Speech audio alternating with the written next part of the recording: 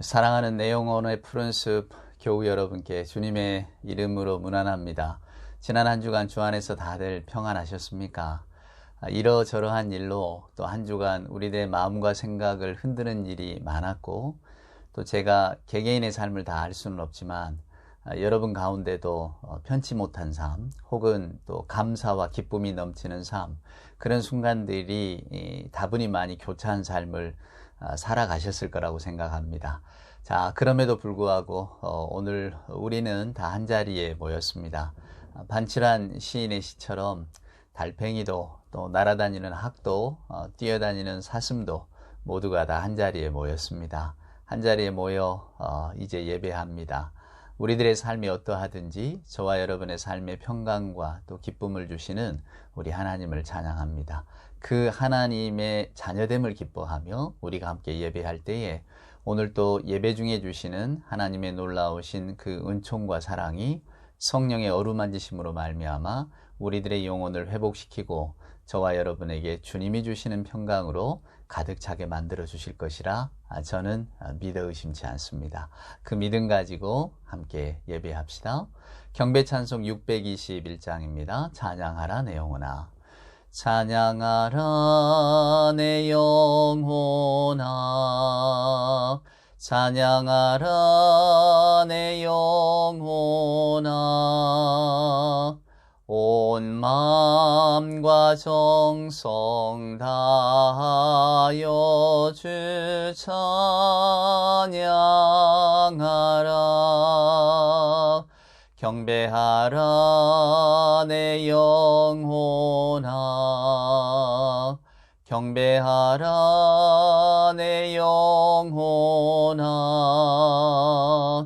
온 마음과 정성 다하여 주 경배하라.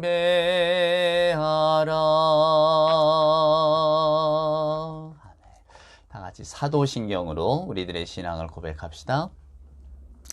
전능하사 천지를 만드신 하나님 아버지를 내가 믿사오며 그 외아들 우리 주 예수 그리스도를 믿사오니 이는 성령으로 잉태하사 동정녀 마리아에게 나시고 본디오 빌라도에게 고난을 받으사 십자가에 못 박혀 죽으시고 장사한 지 사흘 만에 죽은 자 가운데서 다시 살아나시며 하늘에 오르사 전능하신 하나님 우편에 앉아 계시다가 저리로서 산자와 죽은 자를 심판하러 오시리라. 성령을 믿사오며 거룩한 공예와 성도가 서로 교통하는 것과 죄를 사하여 주시는 것과 몸이 다시 사는 것과 영원히 사는 것을 믿사옵나이다. 아멘. 성시를 교독합시다. 오늘 우리가 교독할 성시는 교독문 33번입니다. 시편 72편에 기록된 말씀. 교독문 33번. 하나님이여 주의 판단력을 왕에게 주시고 주의 공의를 왕의 아들에게 주소서. 그가 주의 백성을 공의로 재판하며 주의 가난한 자를 정의로 재판하리니 의로 말미암아 산들이 백성들에게 평강을 주며 작은 산들도 그러하리로다. 그가 가난한 백성의 억울함을 풀어주며 궁핍한 자의 자손을 구원하며 압박하는 자를 꺾으리로다. 그들이 해가 있을 동안에도 주를 두려워하며 달이 있을 동안에도 대대로 그리하리로다. 그는 벤풀 위에 내리는 비같이 땅을 적시는 소낙비같이 내리리니 그의 날에 의인이 흥왕하여 평강의 풍성함이 달이 닿을 때까지 이르리로다. 그가 바다에서부터 바다까지와 강에서부터 땅끝까지 다스리시니 모든 왕이 그의 앞에 부복하며 모든 민족이 다 그를 섬기리로다. 아멘. 오늘 예배 찬송은 찬송가 436장입니다. 나 이제 주님의 새 생명 얻은 몸. 제가 좋아하는 찬송가이기도 합니다만은 오늘은 특별히 여러분과 함께 나눌 말씀과 연관되어져서 이 찬송가가 제가 생각이 났습니다. 우리가 항상 1, 2절을 부르니까 또 이 찬송 부른 기억도 나고 해서 오늘은 3, 4절을 함께 찬송합시다. 나 이제 주님의 새 생명 얻은 몸. 3절입니다. 산천도 초목도 새 것이 되었고 죄인도 원수도 친구로 변한다. 새 생명 얻은 자 영생을 누리니 주님을 모신 맘새 하늘이로다. 영생을 누리며 주 안에 살리라. 오늘 또 내일 또 주 함께 살리라. 주 따라가는 길 험하고 멀어도 찬송을 부르며 뒤따라가리라. 나 주를 모시고 영원히 살리라. 날마다 섬기며 주 함께 살리라. 영생을 누리며 주 안에 살리라. 오늘 또 내일 또 주 함께 살리라. 왜 이렇게 찬송가를 불렀는데 마음이 허전하죠? 아마 1절을 안 불러서 그랬나 봅니다. 우리 1절 찬송가 다시 한번 부르시고 함께 기도합시다. 나 이제 주님의 새 생명 얻은 몸, 옛것은 지나고 새 사람이로다. 그 생명 내 맘에 강같이 흐르고 그 사랑 내게서 해같이 빛난다. 영생을 누리며 주 안에 살리라. 오늘 또 내일 또 주 함께 살리라. 새 생명 주신 우리 주님을 찬송합니다. 우리 함께 기도합시다. 사랑의 아버지 하나님, 감사합니다. 지난 한 주간의 삶을 주 안에서 궁극적인 평강 속에 인도하시고 오늘 주님을 사랑하는 자녀들 이렇게 함께 예배하며 머리 숙여 기도케 하시니 하나님 감사합니다. 늘 저희들은 하나님의 은혜 가운데 산다고 하면서도 내게 베풀어 주신 은혜보다 내게 없는 것을 갈망하며 그것으로 인하여 원망과 불평이 가득하며 또 한 주간의 그 귀한 시간들을 어리석게 보냈던 것을 회개합니다. 아버지 하나님, 우리는 언제나 하나님의 은혜와 은총을 감사와 내게 베풀어 주신 큰 복으로 고백할 수 있을까요? 지난 주간 세계 도처에서 일어나는 사건들, 특별히 아프간에서 일어난 일들을 바라보며 아버지 하나님, 어려움 속에 눈물 짓는 사람이 얼마나 많은가 생각해 봅니다. 때로는 헤어날 수 없는 가난의 늪에 빠져 연명하는 일조차 벅찬 사람이 얼마나 많을까요? 하루하루 건강을 잃고 질병의 고통과 싸우며 또 힘겹게 살아가는 사람은 또 얼마나 많을까요? 아버지 하나님, 이 시간 기도하는 저희들 스스로를 돌아보게 하여 주시옵소서. 우리는 대부분 이 모든 불행과 상관없이 살고 있는 사람들일 것입니다. 저희가 이 복을 받을 자격이나 있는지요? 고통에 짓눌려 사는 다른 이들보다 더 나은 무엇이 제게는 없는데 저는 그런 복을 누리고 있습니다. 아버지 하나님, 이 기도하는 이 시간 생각이 여기에 미치니 저의 마음속에 말할 수 없는 두려움이 찾아옵니다. 자격도 없이 받은 분에 넘치는 복이 두렵고 남에게 없는 복이 제게 있는 것이 두렵습니다. 아버지 하나님, 이 복을 붙들고 두려움에 떠느니 이 복을 나누며 기쁘게 살고 싶습니다. 제게 허락하신 복이 있다면 실은 저만을 위한 것이 아니라 모두를 위해 우리 모두에게 맡겨진 것임을 깨달아서 하나님, 저희들의 마음문을 열게 하시고 삶을 열게 하시고 무엇보다 저희들의 생각과 끝없는 욕심을 다스려 주셔서 두려움 없는 참된 복을 하나님 누리게 하여 주시옵소서. 언젠가는 저희들에게도 이 모든 것들이 없어질 것입니다. 그때가 되면 당황하지 않도록 먼저 나누고 먼저 베풀고 먼저 내게 없는 아픔과 고통과 두려움과 또 슬픔을 가진 이들을 생각하며 마음의 한 자락을 내려놓을 수 있는 저희 모두가 되게 하여 주시옵소서. 늘 없는 것을 먼저 아뢰고 감사와 충만보다는 불편함과 불만과 또한 불평이 먼저 터져 나오는 저희들의 연약한 심령도 하나님 붙들어 주셔서 늘 우리 주님의 마음을 닮아 감사함으로 하나님의 은총을 노래하며 살아갈 수 있는 우리가 되게 하여 주시옵고, 또 내게 주신 복이 있다고 생각하면 그 복을 어떻게 나눌까를 생각하는 우리 모두가 되게 하여 주시옵소서.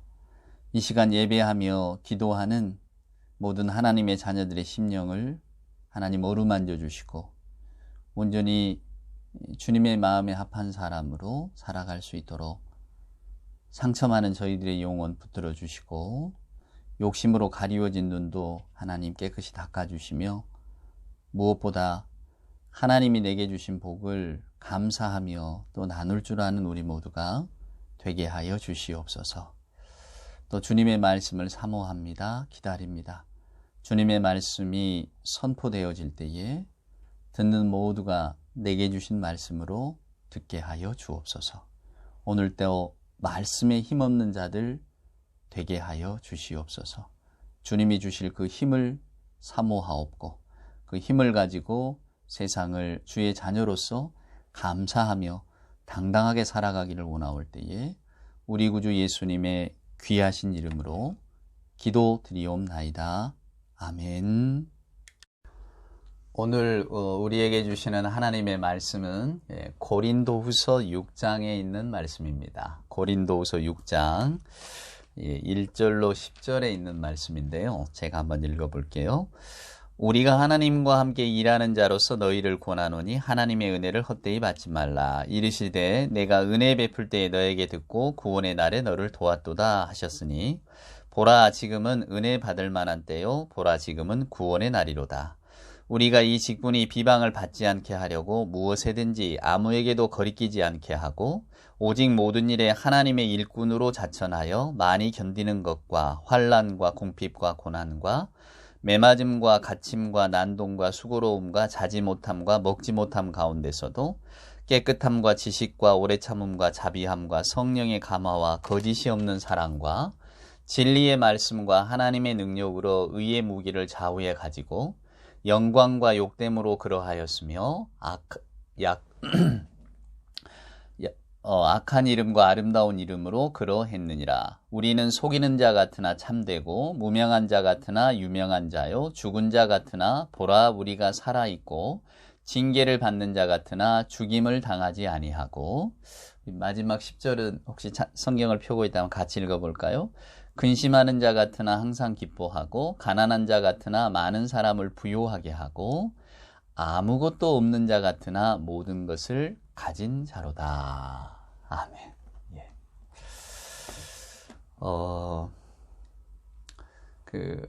제가 지난 주간에 시를 한 편 읽게 되었는데 저는 이분의 시를 참 좋아했어요. 그래서 여러분에게 가끔 인용하기도 했는데 이상국이라고 하는 시인입니다. 왜 아침을 동해안에서 먹고 저녁을 서해에서 먹게 되었다. 이 조그마한 나라에 태어나서 내가 왕 노릇 한번 못 해본 게 한스럽다. 뭐 이렇게 노래했던 시인 말입니다. 예, 아주 시가 따뜻하고 좋아서 저도 이분의 시를 가끔 읽는데 지난주에는 문득 이 시를 읽으면서 제가 상념이 많아졌습니다. 오늘 제가 설교 제목으로도 삼았는데 제목은 국수가 먹고 싶다예요. 국수가. 한번 제가 읽어드릴게요. 사는 일은 밥처럼 물리지 않는 것이라지만 때로는 허름한 식당에서 어머니 같은 여자가 끓여주는 국수가 먹고 싶다. 삶의 모서리에 마음을 다치고 길거리에 나서면 고향 장거리길로 소 팔고 돌아오듯 뒷모습이 허전한 사람들과 국수가 먹고 싶다. 세상은 큰 잔치집 같아도 어디선가 늘 울고 싶은 사람들이 있어 마음의 문들은 닫히고 어둠이 허기 같은 저녁, 눈물 자국 때문에 속이 훤히 들여다 보이는 사람들과 따뜻한 국수가 먹고 싶다. 세상은 큰 잔치집 같아도 어디선가 늘 울고 싶은 사람들이 있어서 또 고향 장거리 길로 소 팔고 돌아오듯 집에서 기르는 소를 팔았으니까 얼마나 허전하겠습니까? 예, 그런 분들하고 국수 한 그릇 먹고 싶다. 또 마음이 다친 분들이 있어서 국수 한 그릇 먹고 싶다. 이 시인의 마음이 얼마나 따뜻했는지. 그래서 문득 어떤 분이 생각이 났어요. 국수가 먹고 싶다고 하니까 정말 국수가 먹고 싶잖아요. 저도 국수가 먹고 싶었어요. 그래서 이분을 찾아가서 같이 국수 한 그릇 가십시다. 예, 이런 마음으로 오늘 설교를 준비했습니다.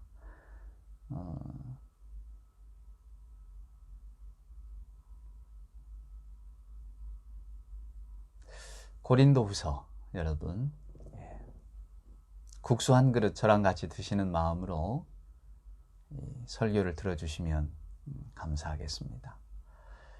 오늘 우리가 읽은 말씀이 고린도후서잖아요. 사도 바울이 쓴 편지글이 성경에는 약 13권이 있습니다. 그래서 이제 어떤 분은 신약 성경에서 혹은 이제 신약 성경에서 가장 많은 글을 쓰신 분이 사도 바울이다 이렇게 말씀을 하는데 맞습니다. 13권이나 되니까. 근데 분량은 사도 바울 선생님이 쓴 13권을 합친 것보다 누가가 쓴 누가복음과 사도행전이 분량이 더 길어요. 그래서 가장 긴 글, 많은 글을 쓴 분은 누가인데 어찌됐건 사도 바울 선생님이 약 13권의 어떤 글을 남기셨는데 성경 안에 신약 성경이 27권이니까 거의 반 아닙니까? 근데 그 중에서 이 고린도 후서가 사도 바울의 자서전이라고 할 수 있어요, 여러분. 그래서 바울 선생님의 개인의 내면을 가장 많이 들여다볼 수 있는 그런 글이 고린도 후서에 있습니다. 고린도 전서는 여러분 아시는 것처럼 굉장히 글이 좀 전투적이잖아요. 사도 바울이 좀 화가 많이 난 상태에서 쓴 편지거든요. 그러니까 여러분 화라고 해서 저와 여러분이 일상 중에 경험하는 그런 화로 생각하시면 안 됩니다. 우리는 막 감정이 격하게 끌어올라서 때로는 평소에 쓰지 않던 말도 쓰고 평소에 하지 않던 행동도 하고 또 끝나고 나면 내가 왜 그랬을까 또 스스로를 자책하기도 하고 이런 게 화 아닙니까? 앵거, 분노죠, 분도. 근데 사도 바울의 화는 그런 개인의 감정과는 다른 종류의 화였습니다. 그래서 우리가 고린도 전서를 읽으면서 비록 화가 단단히 난 서신이지만 편지지만 그 서신을 읽으면서 감동하는 거죠. 사도 바울 선생님이 가장 화가 나서 쓴 편지는 갈라디아서고요. 갈라디아서를 읽어보면 그 표현이나 이런 게 날카로운 칼 같아서 막 가슴에 팍팍팍 들어옵니다. 저와 여러분은 갈라디아 교인도 아니고 또 그때 당시에 우리가 살고 있던 사람들이 아니기 때문에 갈라디아서 사도 바울 선생님 갈라디아서를 읽으면 마땅한 말씀이다 이렇게 생각하시겠지만 그러나 그 갈라디아서를 그때 당시를 이렇게 상황을 구성해서 읽어보면 그게 굉장히 마음 아픈 글이거든요. 근데 고린도전서도 그렇습니다.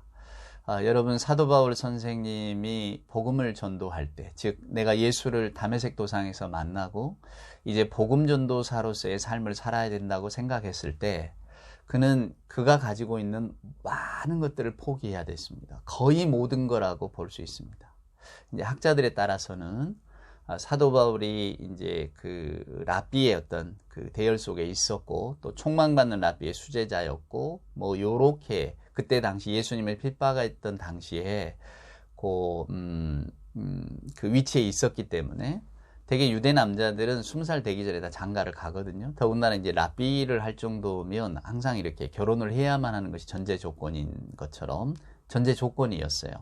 저희들도 목사 안수 받을 때에 당신 결혼했느냐 혹은 저는 군종 목사였기 때문에 목사 안수를 받을 때 결혼을 하지 않은 상태였거든요. 하지만 결혼한 사람이 있느냐 이런 것들을 다 물어보면서 결국은 안수를 주는 것이지 결혼을 하지 않는 사람에게 그냥 이렇게 목사 안수를 주는 법은 없어요. 저는 군종 목사, 군 선교사였기 때문에 특별한 케이스였지만 그럼에도 불구하고 저에게도 결혼할 사람이 있느냐 이렇게 다 물어보거든요. 이게 무슨 이야기인가 하면 결혼이라고 하는 것은 필수 조건이었지 선택의 조건은 아니라는 겁니다. 바울이 더군다나 랍비로 역할을 할 때에는 그래서 사도 바울 선생님의 개인사, 가정사에 대해서는 우리가 알 수 있는 게 없잖아요. 기록에 남아있는 게 없으니까 바울 선생님도 자기의 개인사에 대해서, 가정에 대해서는 말한 적이 없으니까 근데 학자들은 그때 당시 아마 바울은 결혼했을 것이다. 근데 복음 전도자로 나서면서부터는 뭐 거의 다 이런 것들을 내려놓거든요. 가정생활 또 사도 바울이 얼마나 촉망받는 유대 사회에서 촉망받는 사람이었습니까? 가만히만 있으면 계속해서 그가 하는 삶을 살아만 냈으면 아마 그는 당대에 가장 존경받는 랍비 중에 한 사람이 됐을 겁니다. 유대인의 지도자 역할을 감당을 했을 거라 그 말이죠. 근데 그는 그런 것들을 다 내려놨거든요. 내가 예수님을 만나고 주님을 만나고 나니까 내 사명을 깨달았노라. 그래서 그는 저와 여러분이 볼 때에는 웬만한 도끼가 없이는 그 길을 걸어가기 힘든 길을 걸었던 사람이에요. 우리 옆에 있었으면 아주 복음에 미친 사람, 예수 그리스도를 전하는 일에 자기의 모든 것을 건 사람, 이랬을 것입니다. 그러니까 사도 바울이 복음 전도를 떠나고 그가 이방인을 위한 사도로 내가 부르심을 받았다고 하는 자의식이 생기는 그런 어떤 그 찰나에 이 복음 전도를 나섰을 때에는 그냥 뭐 하다 그만두면 말지, 뭐 힘들면 또 다시 일자리로 돌아오지 이런 마음이 아니고 우리가 배수의 진을 쳤다고 하잖아요. 뒤에는 물이고 물이 있으니 도망갈 데가 없잖아요. 또 내가 이미 강을 건너왔으니 다리는 불살라 버리자 이런 마음으로 복음 전도에 나선 겁니다. 그러니까 대단한 마음을 가지고 나섰죠. 근데 이제 사도 바울 선생님이 복음을 이렇게 전도하며 복음을 전하면서 여러 가지 어려움들에 직면했을 거 아닙니까? 우리가 성경을 읽어보면 그 어려움들을 이렇게 많이 짐작을 하는데 특별히 고린도라고 하는 도시에 다다랐을 때 바울의 심리 상태를 보면 아주 바닥이었던 것으로 추측이 됩니다. 왜냐하면 바울 선생님의 글에 그런 표현들이 많이 나와 있거든요. 근데 이제 사도행전을 이렇게 보면 사도행전 18장에 사도 바울이 고린도에서 이제 복음 전도한, 즉 고린도에 들어가게 된 여정이 기록되어져 있는데 바울이 고린도에 들어가기 전에 어디에 있었냐면 아테네에 있었습니다.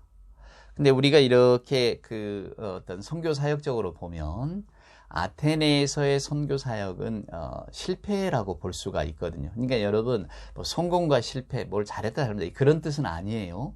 그러나 아테네에서 사도 바울은 자기의 복음의 메시지가 아테네 사람들의 마음속에 감동을 주었다. 아테네 사람들이 거기에서 감동 감화를 받았다. 이런 것을 못 느낀 겁니다.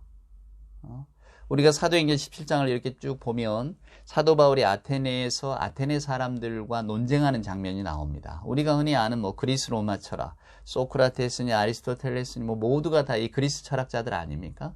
그 철학의 중심지가 아테네예요. 그러니까 사도 바울이 거기에 가서 자기가 배웠던 지식과 또 예수 그리스도의 복음을 다 이렇게 뭉뚱그려서 정말로 그는 최선을 다해서 변론을 하고 복음을 전했는데 안타깝게도 아테네 사람들이 그것을 받아들이지를 못했습니다. 주목을 못 끈 거예요. 그냥 세상의 이러저러한 철학, 당시에 어떤 철학과 문화의 중심지가 아테네니까 아테네에 와서 자기의 생각과 주장을 피력하는 사람들이 얼마나 많았겠습니까?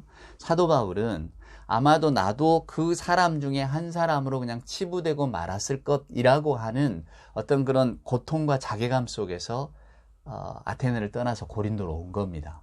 그러니까 고린도에 왔을 때의 그의 정신이나 어떤 그 마음의 상태는 바닥이에요, 여러분. 완전히 좌절하고 완전히 낭망 중에 있었던 그런 상황 속에서 사도 바울이 그 고린도에 도착을 했습니다. 그런데 그 고린도에서 하나님께서 말할 수 없는 힘과 용기를 주셨거든요. 그러니까 그 바울의 심정을 적은 글을 보면 바울이 처음에 고린도에 들어왔을 때 내가 얼마나 두려웠는지 아느냐. 나는 두렵고 떨었노라 이렇게 말을 합니다. 근데 하나님께서 성령 하나님께서 말씀을 해주신 거죠. 바울아, 너 두려워하지 말고 떨지 말라. 이 성중에 내 백성이 많다. 이렇게 말씀해 주셨다고요. 그래서 사도 바울이 거기에서 힘과 용기를 얻어서 1년 6개월 동안 고린도에서 복음을 전합니다.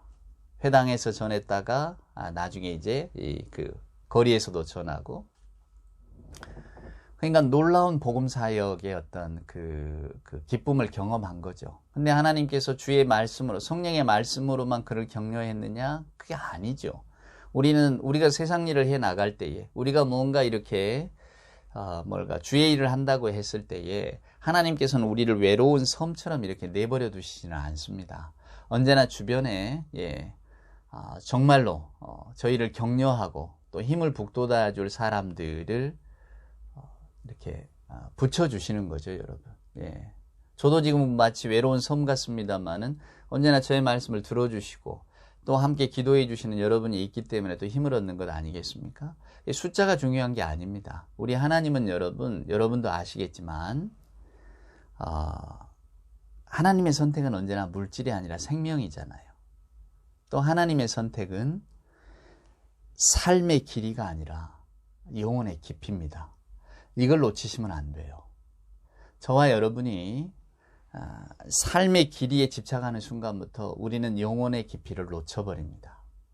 삶의 길이를 생각하면 그 길이가 얼마나 길까를 우리가 헤아리기 때문에 지금 내가 살고 있는 것들, 또 내가 살아야 할 것들에 우리의 마음이 몽땅 빠집니다. 저는 그것을 일상의 과잉이라고 표현합니다만은 우리가 일상이 너무나 소중하죠. 일상이 소중한 걸 모르는 사람이 누가 있겠습니까?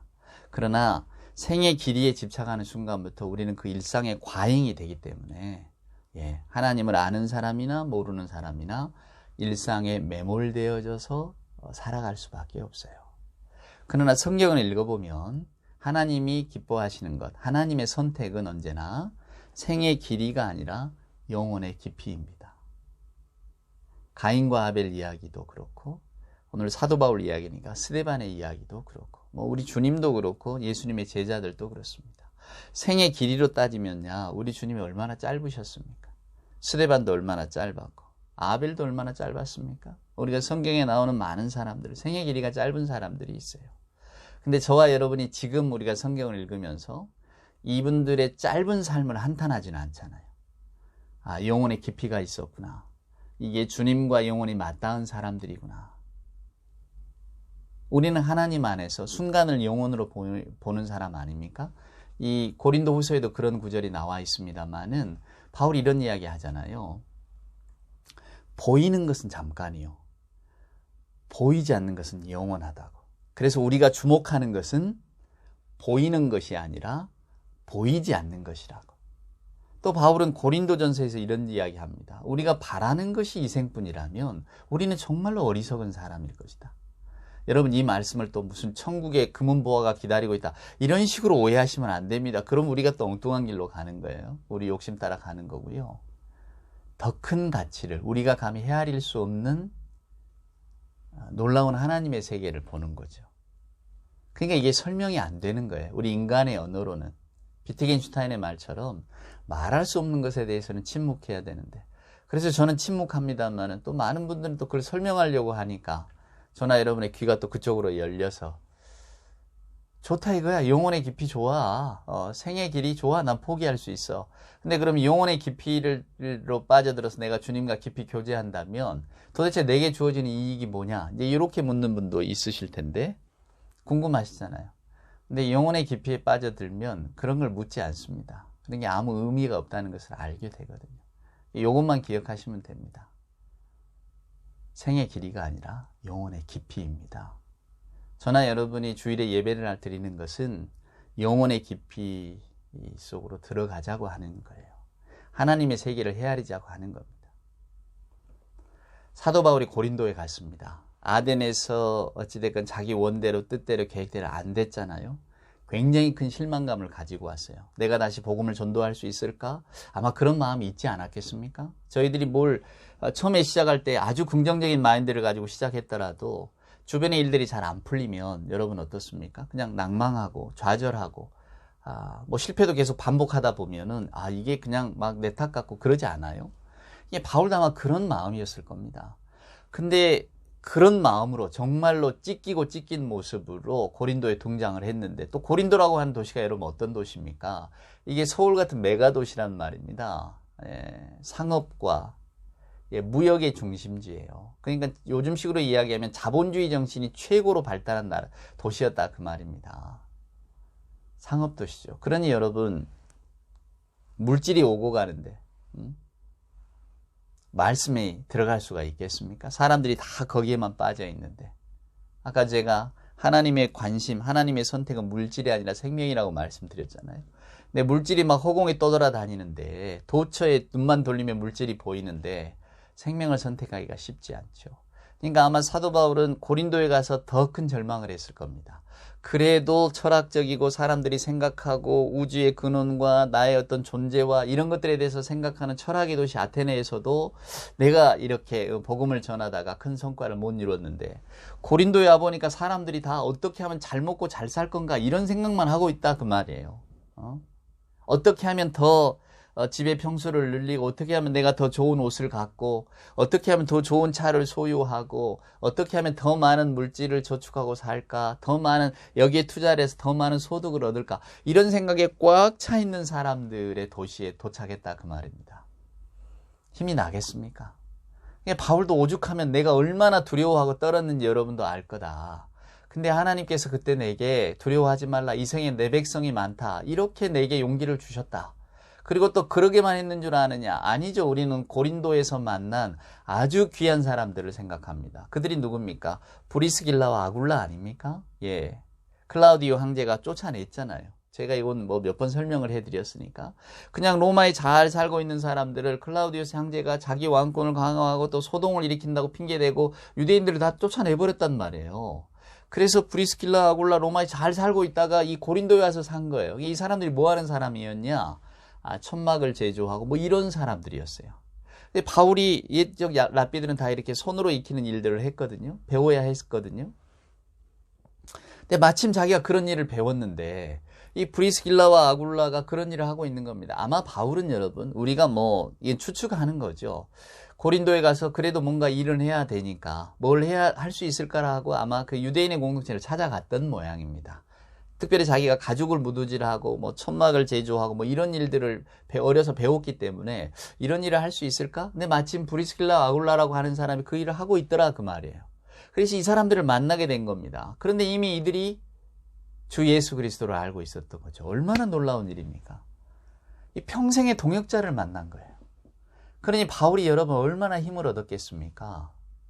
이건 다 주의 은혜죠. 우리는 그냥 막연하게 세상을 마치 세렌티비티, 그냥 일어나는 우연이라고 생각하기 쉽지만은, 저와 여러분이 하나님 안에서 하나님의 계획 아래서 이렇게 보면 세상에 우연은 없어요. 다 하나님의 계획하심 속에 들어있는 것이지, 그 계획하심 속에 우리의 선택에 따라서 하나님께서는 이렇게도 해주시고 저렇게도 해주시는 것이지, 여러분 저는 숙명론을 이야기하자는 거 아니에요. 우리가 뭘 하든지 간에 결국 우리는 하나님의 손 따라 흘러가게 돼 있다, 이런 말을 하는 게 아닙니다. 성경은 언제나 우리들의 기도, 우리들의 행동, 또 하나님이 거기에 따라서 반응해 주시는 것, 이렇게 하는 거예요. 그래서 절대로 인간의 행동에 대해서 책임을 묻지 않는 게 아니에요.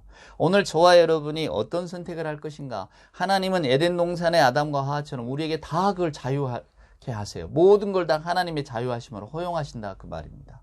오늘 여러분이 이 말씀을 듣든지 안 듣든지 그게 다 여러분의 선택 아닙니까?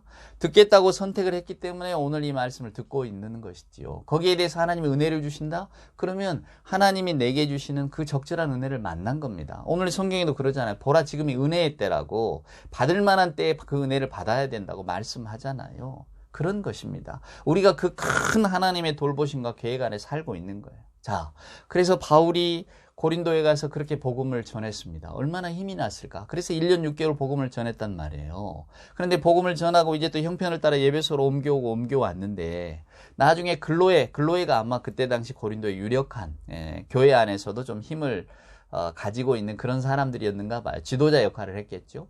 그 글로의 집안이 바울을 만나러 왔는데 전해준 이야기가 엉뚱한 이야기예요. 그렇게 재밌게 고린도 교회에서 사역을 하고 왔는데 고린도 교회가 지금 분란 가운데 빠져 있고 더더군다나 기가 막힌 것은 서로 파당을 지어 싸운다는 거예요. 옛적의 풍습을 들여오고 옛적에 그냥 그리스도를 몰랐던 때 자기 욕심 따라 자기 욕망 따라 행하던 일을 다 교회 안에 끌어오고 그걸 교회 안에서 책망할 사람은 없고 교회 안에는 네 편이다 저 편이다 뭐 바울 편이다 게바 편이다 해서 막 갈라져 있고 말 그대로 교회가 쑥대밭이 된 거라고 전해준 겁니다. 근데 여러분 아시는 것처럼 바울은 교회의 수호자입니다. 초대교회를 만든 장본인과 동시에 교회를 세운 사람이에요.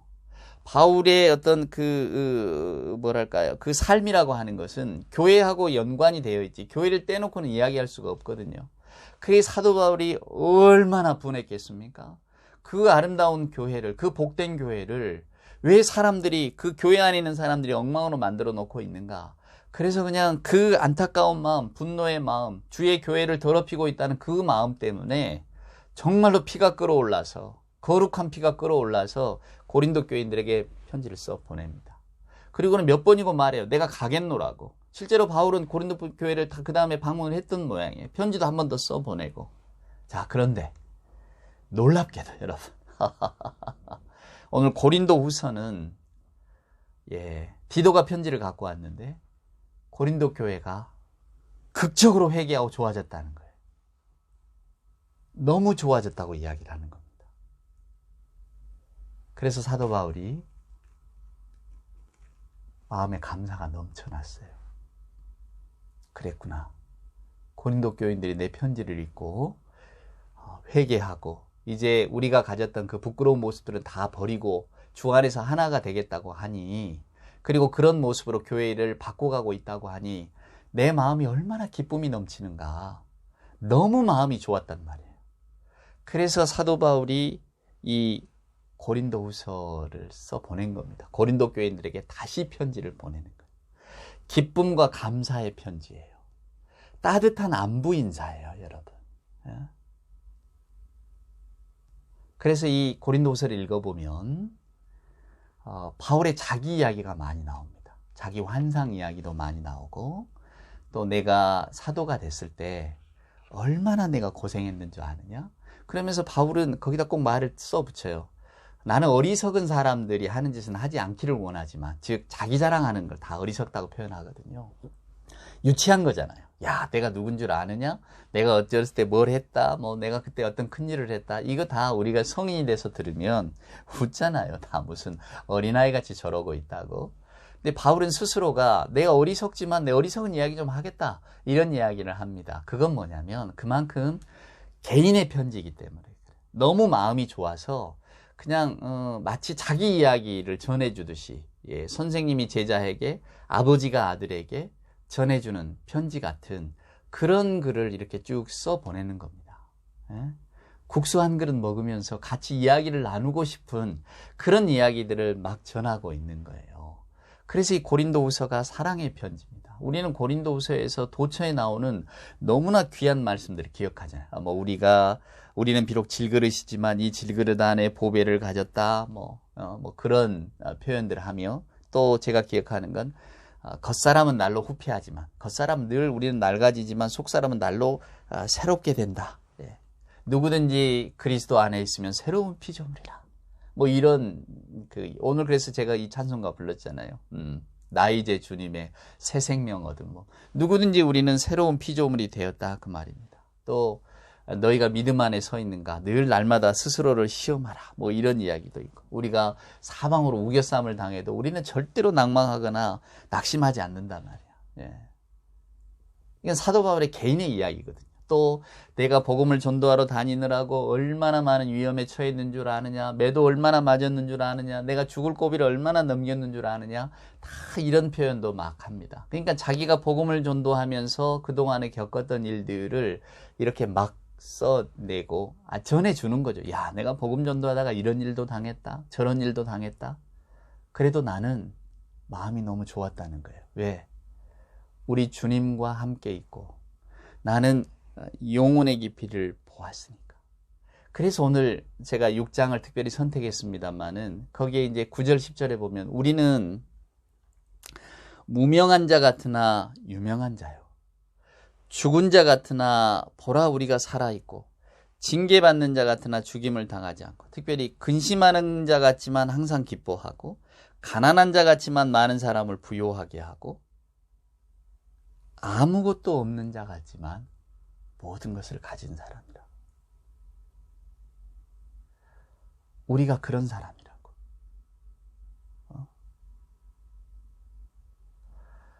소 팔고 돌아오는 그 마당에서 얼마나 허전하겠습니까? 평생의 식구처럼 키웠던 그 소를 팔고 돌아왔는데 그 사람을 만나서 따뜻한 국수 한 그릇 같이 나누면서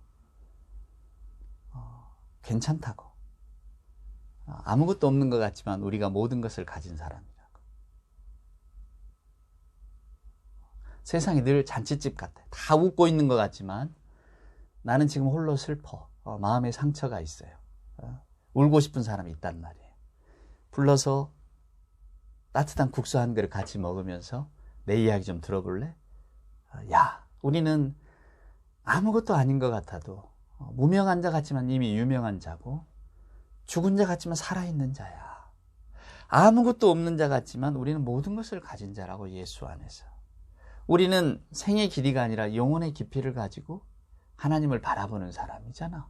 이렇게 이야기를 건네준단 말입니다. 저는 바울의 이야기가 그렇게 들려왔어요. 저에게도 여러분에게도. 오늘 바울은 저와 여러분에게 주님의 사랑으로 우리를 권면하고 있어요. 내가 받은 인생 가운데, 이게 지금 남의 이야기가 아니잖아요. 자기 이야기거든요. 내가 복음을 전도한다고 나서서 내 이런 이야기를 해본 적은 없지만 너무 고생스러웠다고, 육체적으로 너무 힘들었다고, 또 때로는 마음적으로도 나는 완전히 낭망했었다고, 다 세상이 나를 버린 것 같고 너무 힘들었다고, 소망이 안 보였다고.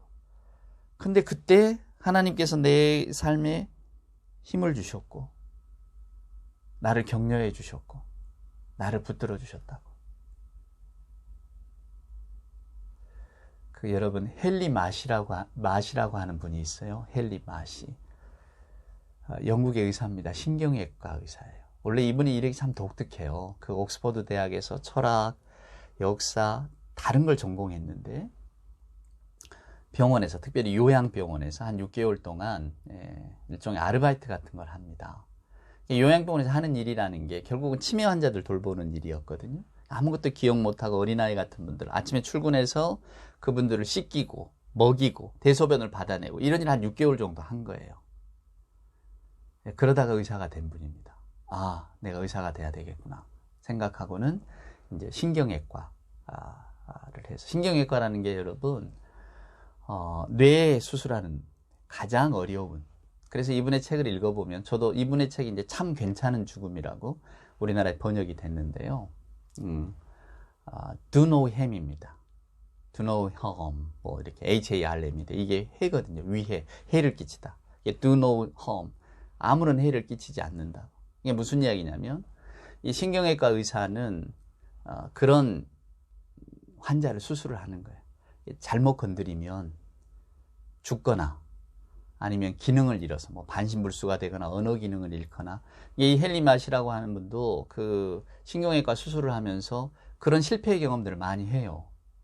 그러니까 항상 두려움이 있는 거죠. 혹시 내가 수술했다가 이분에게 해를 끼치면 어떨까? 그런 부담감이 있지 않겠습니까? 그리고 실제로 실수해서 그런 해를 끼친 적도 있고요. 그러니까 이 신경외과 의사로도 산다는 삶이 얼마나 고통스럽고 무겁겠습니까, 여러분? 그런데도 그 일을 해야죠. 누군가가 안 하면 그건 죽을 수밖에 없는 거니까. 꼭 죽음을 앞두거나 제일 어려운 수술을 담당하는 거잖아요. 그러니까 항상 기도하는 거죠. To know him. 내가 해를 끼치지 않게 해주세요. 그러면서 아마 이 땅의 모든 의사들이 다 그런 마음으로 환자를 만나는 거 아닐까요? 근데 이제 그분의 글을 이렇게 읽다 보면 그런 생각이 듭니다. 이제 온전하고 평범한 일상의 삶으로 돌아갈 수 없다면 우리가 그분이 죽음을 선택할 수 있도록 의사가 말이에요. 그걸 좀 인도를 해야 되는 거 아니냐고. 온전하게 기능을 회복할 수 없고 일상으로 돌아갈 수가 없는데 몇 해 전인가 여러분 아툴 가안디라고 그분의 책이 올해의 책으로 선정이 됐었는데요. 네, 어떻게 죽을 것인가. 이분도 영국의 의사입니다. 근데 이분이 하는 말이 그거예요. 그 의사들 가운데 특별히 이제 이분은 암 전문이거든요. 이제 고강도 집중 치료로 가잖아요. 우리가 흔히 항암 치료라고 하듯이. 근데 의사들은 그걸 반드시 권합니다. 왜냐하면 조금이라도 더 생명을 연장할 수 있고 또 의사가 할 수 있는 일이니까. 근데 이 아툴 가안디가 무슨 이야기를 하느냐면 우리 의사가 하는 일이 환자에게 죽음을 선택할 수 있는 기회를 줘야 되는데 내가 어떤 죽음을 맞을 것인가를 줘야 되는데 우리는 작은 가능성만을 가지고 환자를 그냥 치료하는 데만 집중해 있다고. 어떻게 보면 맞는 말이잖아요. 치료해야 되잖아요. 그렇지만 실제로는 그 삶의 질이라고 하는 것들이 그렇게 길게 가지 않을 때에 우리는 어떻게 해야 되는가. 예. 그리고 이제 그분의 책에 보면 그런 대목도 나와요. 암 전문의들에게 물어봤대요. 1000명에게 물어봤어요. 당신이 암이 와서 암에 뭐 이제 그 말기쯤 와서 그 고강도 집중 치료를 받아야 될 때, 과연 당신은 그 치료의 방향을 선택하겠는가? 제 이야기를 하는 거 아니에요. 그분 이야기고, 암 전문의 1000명 가운데 90%가, 88.3%가 안 받겠다 그랬대요. 알잖아요. 그 결과를. 삶이 길어지지만, 그러나, 완벽하게 일상으로 돌아갈 수 없기 때문에, 그러지 않겠다고. 그렇게 답을 했대잖아요. 여기에 딜레마가 있는 겁니다. 살고 싶은 우리들의 마음과 또, 치료하고자 하는 자의 마음과 그 사이에서 우리는 선택할 수밖에 없는 거죠. 자, 근데 그 이야기는 뭐 의학적인 이야기가 전 잘 몰라요. 전 전문가도 아니고 책에 그렇게 돼 있어서 저도 한 번쯤 생각해 봤다는 건데 이 헨리 마시가 이 어머니가 치매에 걸려요. 누이가 간호사입니다. 그래서 또 뭐 이렇게 여러 가지 병들이 합병으로 오니까 치료를 해야 되는데 우리 그러지 말자. 그래서 어머니를 집으로 모시고 가요. 그래서 결국 어머니가 집에서 돌아가시거든요. 근데 마지막 순간에 어머니가 그랬대요. 아들은 헨리 마시는 임종을 못 지켰습니다. 누이가 지켰는데 어머니가 그러더래요. 돌아가시기 전에. 참 멋진 삶이었다고. 우리가 할 일은 다 했다고.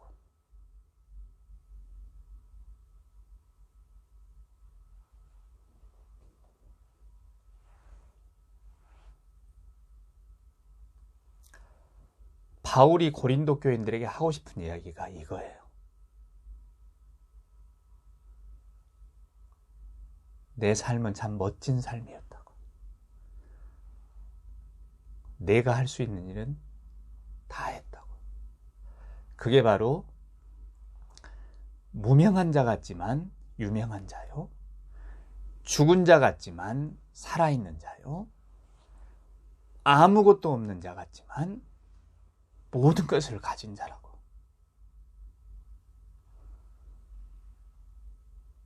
저는 바울의 이 말이, 이 선포가 오늘날 주 안에서 살고자 하는 또 잠들기 전에 주의 이름을 한 번이라도 부르는 사람, 나는 주님을 믿습니다라고 하는 사람들에게 주신 바울의 위로라고 생각해요.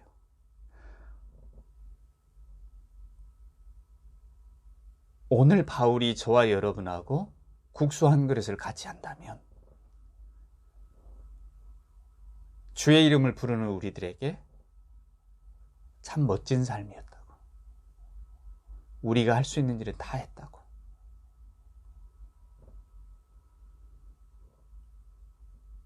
이렇게 말하실 거예요. 우리는 아무것도 없는 자 같지만 모든 것을 가진 자고, 근심하는 것 같지만 기뻐하는 자라고. 저도 여러분과 따뜻한 국수 한 그릇을 나누면서 바울의 이 이야기 꼭 나누고 싶었어요.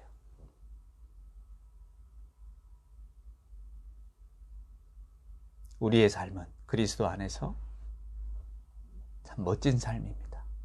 아무것도 없는 것 같지만 모든 것을 가진 자고, 때론 일상의 일로 고민하고 근심하기도 하지만 우리는 근본적으로 기뻐하는 자들입니다.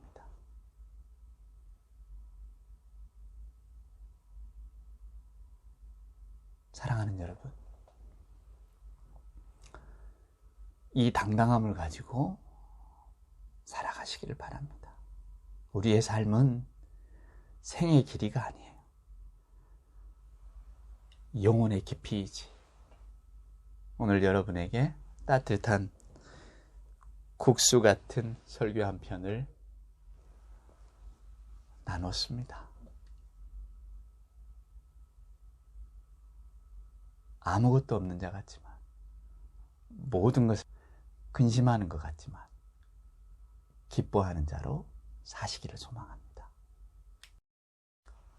기도하시겠습니다. 이제는 우리 구주 예수 그리스도의 크신 은혜와 아버지 하나님의 사랑하심과 성령님의 감동 감화 충만하심이